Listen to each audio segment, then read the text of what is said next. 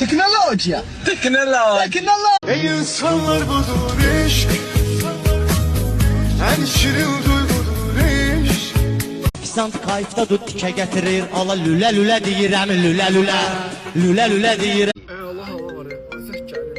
Qardaşım, bəlkə mən gedim evə, sən canına, özün sayda. Evdən zəng gəlirlər, qardaş. Ayıb deyir qardaşım, ana biz də evlilikdə qardaş. Vaxtında iş elə gör günən ki, çölə bayra çıxanda dostanışın içinə yığılıb deməsin hardasan. Ayıb deyir, biz də evlilikdə, ala vəfki ipviz adı vermisən sən. Nəysə, geç yaxşı ol. Arvad nədir? Kişiyə zəng eləmək nədir? Hardasan? Vaxtında işimiz elə görün. Arvad da zəng eləməsin də cəmiyyətdə biabırçısın. Ayıb deyir, çox olur. Mənim elələrlə gəzməkdən sənə oturub evimiz adı təmizləsən. Papalarını yıxan oxudu defa yaxşıdır. Həyatım uşağın papalarını da ver, onları da yuyum. Ay heyfdir su, bu da paraşok gelir. Mən bir köhnə dərvişəm, cəhənnəmdən gəlmişəm. Mən bir köhnə